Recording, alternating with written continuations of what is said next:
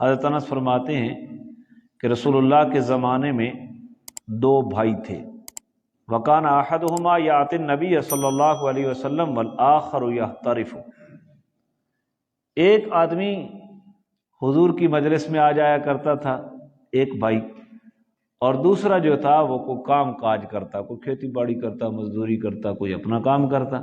ایک کہاں آ جاتا؟ حضور کی مجلس میں، اور دوسرا روزی روٹی کے کام کرتا۔ فشکل محترف اخاہ للنبی صلی اللہ علیہ وسلم، تو اب جو کام کاج کرنے والا تھا نا، اس نے نبی علیہ السلام کے پاس اپنے بھائی کی شکایت لگائی۔ غزا مع النبی صلی اللہ علیہ وسلم قبل نجد فلما قفل رسول اللہ صلی اللہ علیہ وسلم قفل معهم فأدركتهم القائلة في واد كثير الإذات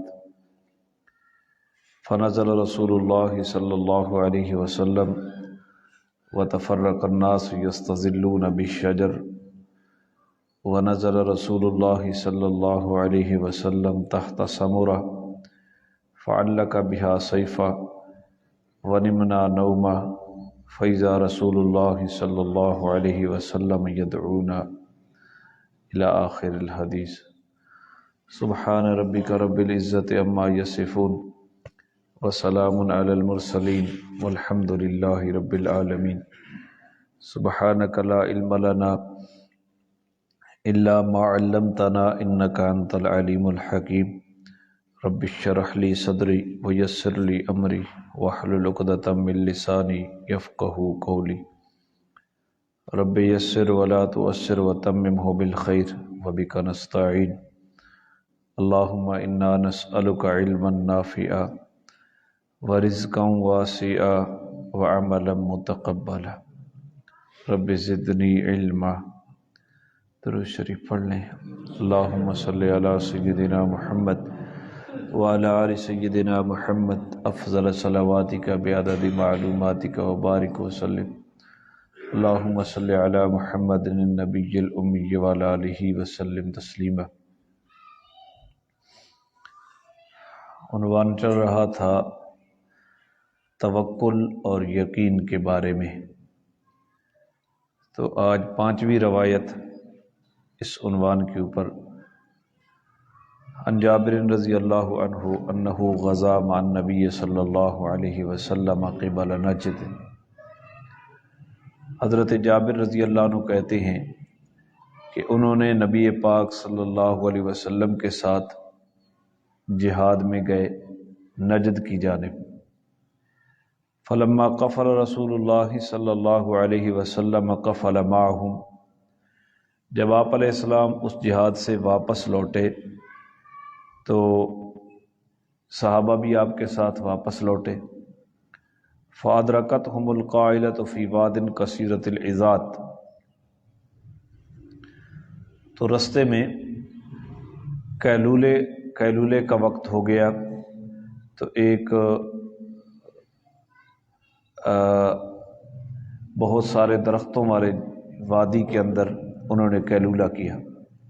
فنزل رسول اللہ صلی اللہ علیہ وسلم وتفرق الناس یستظلون بالشجر، رسول اللہ صلی اللہ علیہ وسلم بھی اپنی سواری سے اترے اور پڑاؤ کیا، لوگ درختوں کے سائے کے نیچے بکھر گئے۔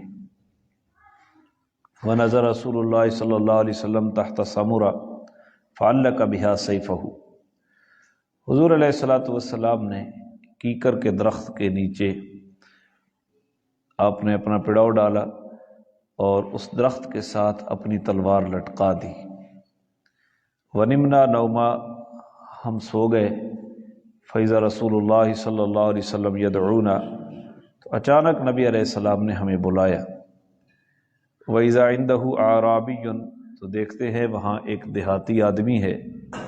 فقال ان هذا اخترت علی سیفی وانا نائم، تو نبی علیہ السلام نے فرمایا کہ اس نے میری تلوار کو نیام سے باہر نکال لیا، میں سویا ہوا تھا اور میرے اوپر وہ تلوار اس نے سونت لی۔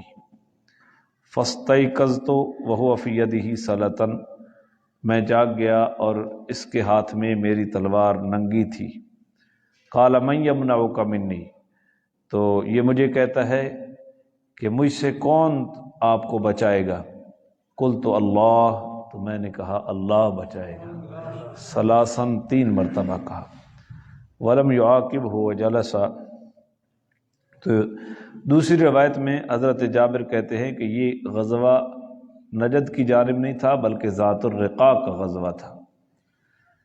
فَإِذَا أَتَيْنَا عَلَى شَجَرَةٍ ظَلِيلَةٍ، تو جب ہم ایک بہت زیادہ گھنے درخت کے پاس آئے، ترکنا رسول اللہ صلی اللہ علیہ وسلم، تو اس درخت کو ہم نے رسول اللہ کے لیے چھوڑ دیا۔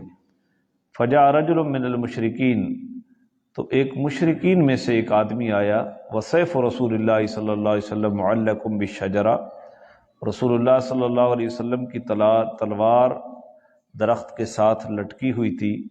فاخترتہ، اور اس نے وہ تلوار اٹھا لی، اتار لی۔ فقال تخافنی، اور کہتا ہے حضور کو مجھ سے ڈریے۔ قال لا، تو نبی علیہ السلام نے فرمایا نہیں، میں تو اس سے ڈرتا نہیں ہوں۔ قال فمن یمنعک منی، تو وہ آدمی کہتا ہے کہ مجھ سے کون بچائے گا آپ کو؟ قال اللہ، تو نبی علیہ السلام نے فرمایا اللہ۔ تو یہ توکل اللہ کی ذات کے اوپر اور یہ یقین کی کیفیت ہے کہ ایک آدمی ننگی تلوار لے کر سر پہ کھڑا ہے تو اپنے ظاہری اسباب کی طرف توجہ ہی نہیں کی، بلکہ مالک الملک کی طرف آپ کی توجہ گئی کہ بچانے والا کون ہے۔ اگر اس آدمی کو بھی تو کہا جا سکتا تھا کہ مجھے قتل نہ کر، مجھے مار نہیں، لیکن آپ علیہ السلام کا اللہ کی ذات کے اوپر اتنا بھروسہ تھا اور اتنے یقین سے رسول اللہ صلی اللہ علیہ وسلم نے فرمایا کہ وہ اگلی روایت میں جو ابو بکر کی روایت ہے اس میں آتا ہے کہ جب اس نے کہا من یمنعک منی، کہ مجھ سے آپ کو کون بچائے گا؟ قال اللہ، تو حضور نے فرمایا اللہ۔ قال فسقط السیف فی من یدہ، تو حضور کا اللہ کہنا ہی تھا، اس کے ہاتھ سے تلوار گر گئی۔ اتنے یقین سے نبی علیہ السلام نے اللہ کہا کہ اس کے ہاتھ سے تلوار گر گئی۔ فاخذ رسول اللہ صلی اللہ علیہ وسلم السیف، نبی علیہ الصلوۃ والسلام نے اب تلوار اٹھا لی۔ فقال من یمنعک منی، اور آپ نے اب فرمایا کہ اب تجھے مجھ سے کون بچائے گا؟ فقال کن خیر آخذ، تو اس آدمی نے جواب میں کہا کہ آپ بہترین پکڑنے والے ہو جائیں، یعنی آپ انتقام نہ لیں۔ فقال تشہد ان لا الہ الا اللہ وانی رسول اللہ، تو حضور علیہ السلام نے فرمایا کیا تو گواہی دیتا ہے کہ اللہ کے سوا الہ کوئی نہیں ہے اور میں اللہ کا رسول ہوں؟ قال اللہ، تو اس آدمی نے کہا میں یہ گواہی نہیں دیتا۔ ولکنی اواہدک الا اقاتلک، لیکن میں آج سے معاہدہ کرتا ہوں کہ میں کبھی بھی آپ کے ساتھ لڑائی نہیں کروں گا۔ ولا اکون مع قوم یقاتلونک، اور اس قوم کا بھی ساتھ نہیں دوں گا جو قوم آپ کے ساتھ لڑائی کرے گی۔ فخلا سبیلہ، تو نبی علیہ السلام نے اس کا رستہ چھوڑ دیا۔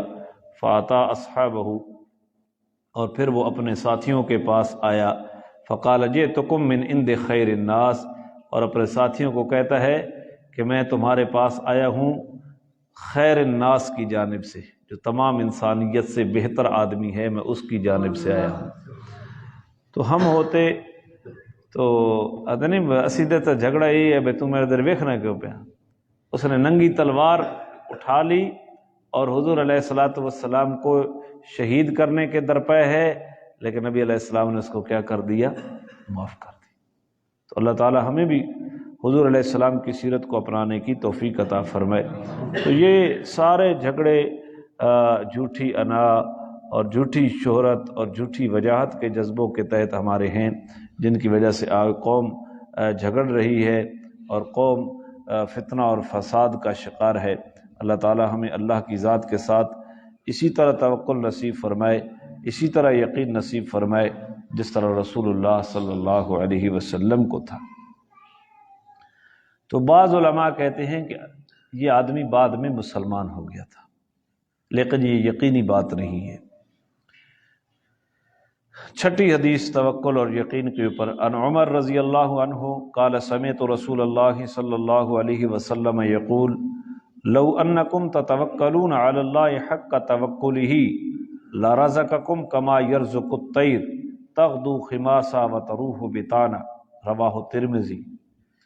حضرت عمر رضی اللہ عنہ فرماتے ہیں کہ میں رسول اللہ صلی اللہ علیہ وسلم کو یہ فرماتے ہوئے سنا کہ اگر تم اللہ کے اوپر اس طرح توکل کرو جس طرح توکل کرنے کا حق ہے تو وہ تمہیں رزق اس طرح دے جس طرح پرندوں کو رزق دیتا ہے، جو صبح خالی پیٹ جاتے ہیں اور شامی پیٹ بھر کر آتے ہیں، شام کو پیٹ بھر کر۔ تو توکل کے مفہوم میں یہ بات ہرگز نہیں ہے کہ آدمی رزق کے لیے اسباب بھی اختیار نہ کرے۔ پرندوں نے جوڑا کبھی نہیں ہے، صبح کے اوپر اللہ کی ذات کے بھروسے کے اوپر صبح پھر نہیں تر رہے، یعنی دل اس طرح ہو جائے کہ دینے والا کون ہے، وگرنہ اسباب کی نفی نہیں ہے کہ بندہ اسباب اختیاری نہ کرے، دکان نہ بنائے، ملازمت نہ کرے، تجارت نہ کرے، یہ ان کی نفی نہیں ہے۔ اسباب کو اختیار کرنا ہے، بھروسہ کس کے اوپر رکھنا ہے؟ اللہ کی ذات کے اوپر رکھنا ہے، اور جو اطاعت ضروریہ ہے ان کے لیے اپنے اوقات کو فارغ کرنا ہے اپنے تجارتی مشاغل سے۔ تو رزق دینے والی ذات کون ہے؟ اللہ کی۔ اس طرح توکل اللہ کی ذات کے اوپر۔ ساتویں روایت، عن ابی عمارہ البراء بن عازب رضی اللہ عنہما قال قال رسول اللہ صلی اللہ علیہ وسلم یا فلان اذا ابیت الی فراشک۔ حضرت ابو عمارہ، یہ کنیت ہے حضرت براء بن عازب رضی اللہ عنہما کی، کہتے ہیں کہ رسول اللہ صلی اللہ علیہ وسلم نے فرمایا کہ جب تو بستر کے اوپر آئے فقل، تو یوں کہا کر اللہم اسلمت نفسی الیک، اے اللہ میں اپنی ذات کو تیرے حوالے کر دیا ہے، میں نے اپنی ذات کو تیرے حوالے کر دیا۔ ووجہت وجہی الیک، اللہ میں نے اپنا چہرہ تیری طرف پھیر لیا ہے۔ وفوضت امری الیک، اللہ میں نے اپنے معاملات تیرے سپرد کر دیے ہیں۔ والجأت ظہری الیک رغبتاً ورہبتاً الیک، اور میں نے اپنی پیٹھ آپ کی طرف رغبت کرتے ہوئے یا تیرے عذاب سے ڈرتے ہوئے تیری طرف ڈال دیے۔ لا ملجا ولا منجا منک الا الیک، اللہ تیرے سوا کوئی نجات گاہ بھی نہیں ہے اور تیرے سوا کوئی پناہ گاہ بھی نہیں ہے۔ آمنت بکتابک الذی انزلت ونبیک الذی ارسلت، اللہ میں تیری اس کتاب کے اوپر بھی ایمان لایا جس کو تو نے نازل کیا، اور تیرے اس نبی کے اوپر بھی ایمان لایا جس کو تو نے بھیجا۔ فَإِنَّكَ إِن مِتَّ مِن لَيْلَتِكَ مِتَّ عَلَى الْفِطْرَةِ، اگر اس دعا کے ساتھ تو اس رات کو فوت ہو گیا تو فطرت اسلام کے اوپر تیری موت آئے گی۔ یعنی تمام معاملات کس کے سپرد کر دینا؟ اللہ کے۔ تو اپنی زبان میں بھی بندہ یہ کہہ سکتا ہے۔ تو یہ وہ توکل اور یقین کا مفہوم ہے۔ وَإِنْ أَصْبَحْتَ أَصَبْتَ خَيْرًا، اور اگر موت نہ آئی اس رات کو اور تو نے صبح کی تو خیر کی، تجھے خیر پہنچے گی، تجھے خیر پہنچے گی۔ اور دوسری روایت میں وضو کرنے کا ذکر بھی ہے کہ وضو کرو نماز والا، پھر دائیں طرف کروٹ پلٹ کر دائیں کروٹ کے اوپر اللہ کے سپرد کر دو اپنے تمام معاملات۔ یہ دوسری روایت کے اندر اس کا تذکرہ ہے۔ آٹھویں حدیث اس عنوان کے اوپر، عن ابی بکر صدیق رضی اللہ عنہ عبداللہ بن عثمان بن عامر بن عمر بن قاب بن سعد بن تیم بن مرہ بن قاب بن لوئی بن غالب قرشی التمیمی۔ حضرت ابو بکر صدیق کا پورا نسب لکھ دیا۔ ابو بکر کا نام جانتے ہو کیا ہے؟ عبداللہ۔ نام کیا ہے حضرت ابو بکر کا؟ عبداللہ بن عثمان بن عامر بن عمر بن قاب بن سعد بن تیم بن مرہ بن قاب بن لوئی بن غالب، یہ حضرت ابو بکر صدیق کا نسب ہے۔ وَهُوَ أَبُوهُ وَأُمُّهُ صَحَابَةٌ رضی اللہ عنہ، ابو بکر وہ آدمی ہے جس کی ماں اور باپ دونوں صحابی ہیں۔ قال نظرت إلى أقدام المشركين ونحن في الغار وهم على رؤوسنا، ابو بکر صدیق کہتے ہیں کہ میں نے نظر کی مشرکوں کے قدموں کی طرف، غار میں تھے نا وہ ہجرت والی رات، تو پیچھے مشرکین آئے نا، تو نیچے سے میں نے دیکھا مشرکوں کے قدم نظر آ رہے ہیں، ہم اس وقت غار میں تھے اور وہ ہمارے سر کے اوپر چڑھائے تھے۔ فقلت یا رسول اللہ، تو میں نے عرض کی یا رسول اللہ لو ان احدهم نظر تحت قدمیہ لابصرنا، یا رسول اللہ اگر انہوں نے اپنے قدموں کی طرف دیکھا تو وہ ہمیں دیکھ لیں گے، وہ ہمیں دیکھ لیں۔ فقال ما ظنک یا ابا بکر باثنین اللہ ثالثہما، حضور نے فرمایا اللہ ابو بکر اس کے بارے میں تیرا، ان دو کے بارے میں تیرا کیا گمان ہے جن کا تیسرا اللہ ہے، جن کا تیسرا، تو بچانے والا کون ہے؟ کس انداز میں اللہ نے بچایا کہ وہ غار کے اوپر آئے، مکڑی نے جالا تن لیا، کسی کو جنگلی کبوتری نے انڈے دے دیے، وہ یہاں کر کہنے لگے کہ وہ اس کو جو کھوجی تھا نا پاؤں کے نشان تلاش کرنے والا، اس کو بھی انہوں نے سخت سست کہا کہ تو کیسا آدمی ہے، کہاں لے آیا ہے، یہاں تو ایک پرانا جالا کھڑا ہے، اگر کوئی اس غار کے اندر جاتا تو یہ ڈالا تو ٹوٹتا، یہاں کبوتری نے انڈے دی ہوئے ہیں، تو کہاں تو لے کر آیا؟ تو بچانے والا کون ہے؟ جس مرد انداز ہے۔ تو حضور ابو بکر صدیق گھبرائے تو نبی علیہ السلام نے کیا فرمایا کہ ابو بکر ان دو کے بارے میں تیرا کیا خیال ہے جن کا تیسرا کیا ہے؟ تیسرا اللہ ہے۔ اللہ ہمیں بھی یقین نصیب فرمائے۔ نامی روایت ان ام المؤمنین ام سلمہ و اسمہما ہند بنت ابی امیہ حذیفہ المخزومیہ، ام المؤمنین حضرت ام سلمہ رضی اللہ عنہ، ان کا نام کیا ہے؟ ہند ہے، ابو امیہ کی بیٹی ہے۔ ام سلمہ کا نام کیا ہے؟ ہند۔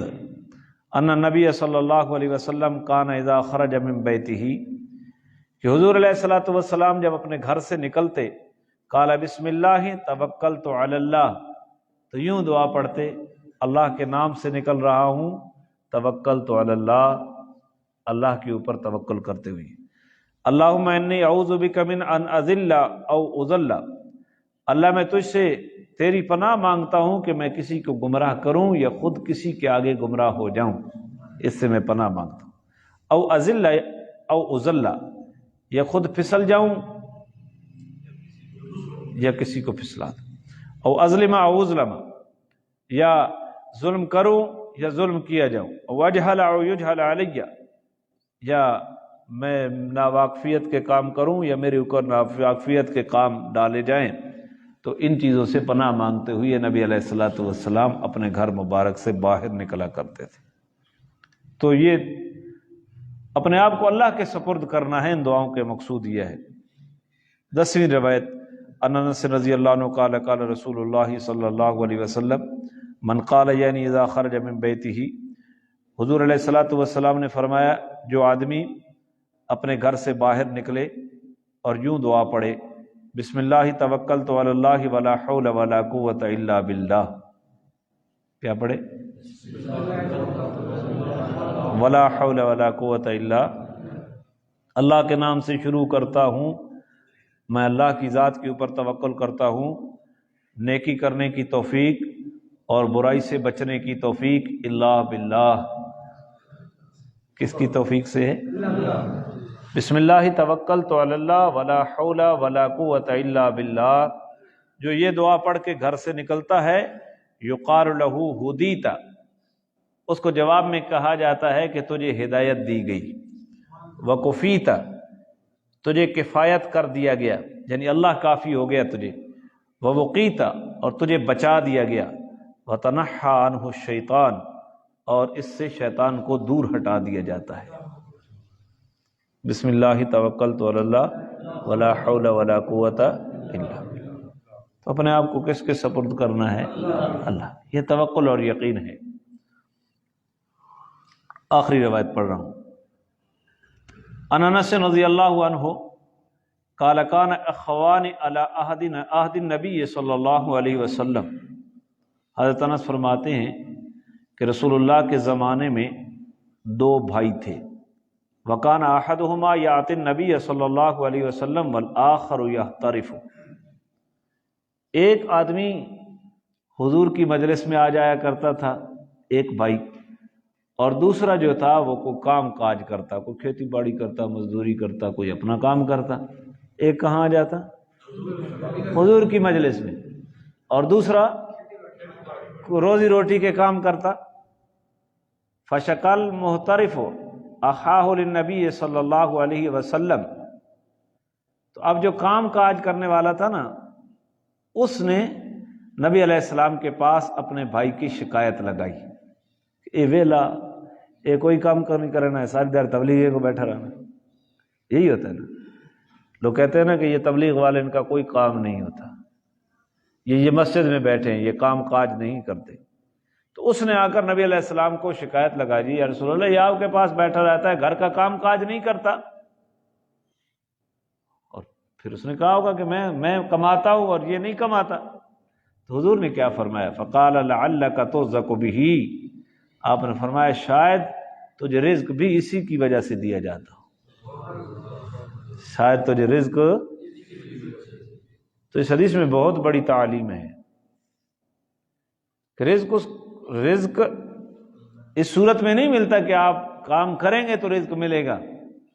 کبھی کہا بار گھر کے اندر ایسے لوگ موجود ہوتے ہیں جو بظاہر تو کچھ کام کاج کے نہیں ہوتے، لیکن اللہ ان کی وجہ سے ان گھر والوں کی روزی کا بندوبست کر رہا ہے۔ تو جن گھروں میں ایسے لوگ موجود ہوتے ہیں، کبھی معتوہ قسم کے لوگ، کمزور قسم کے لوگ، ضعیف لوگ، بیمار لوگ، عقلی طور پر کمزور لوگ، بڑھاپے میں پہنچے ہوئے لوگ، تو ان کی وجہ سے اللہ تعالیٰ رزق دیا کرتا ہے۔ تو نبی علیہ الصلوۃ والسلام نے اس کو یہ نہیں کہا کہ تو کام کیا کر۔ تو یہاں دینی مجلس کا بھی پتہ چلا کہ دینی مجلس میں بیٹھنے والا وہ قیمتی انسان ہے اور دین ضرورت ہے۔ تو سارے لوگ اگر کمائی کے چکر میں لگ جائیں، جس طرح آج ہماری حالت ہے، تو دین کی طرف سے تو پھر بے رغبتی اور بے اعتنائی کا سلسلہ شروع ہو جائے گا۔ تو اللہ تعالی ہمیں سمجھنے کی توفیق عطا فرمائے۔ تو ہم اپنی اولاد کا مزاج بھی ایسا بنائیں کہ ایک بچہ دین کے لیے وقف ہے تو دوسرے کمائی کر رہے ہیں تو اس کی کفالت کی بھی فکر کریں، اس کی کفالت کی بھی فکر کریں، تو اللہ تعالیٰ اس کی وجہ سے رزق کے اندر برکت ڈالے گا۔ تو اللہ تعالیٰ ہمیں اپنی ذات کے ساتھ توکل اور یقین کی کیفیات نصیب فرمائے۔ آگے آ رہا ہے استقامت کا عنوان جو ہے۔